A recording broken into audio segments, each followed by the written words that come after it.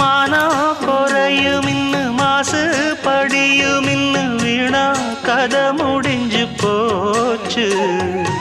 ஈசான மூலையில லேசான பள்ளி சத்தம் மாமன் பேர சொல்லி பேசுது. ஆறாத சோகந்தன்ன தீராம சேர்த்து வச்சு ஊரும் சேர்ந்து என்ன ஏசுது.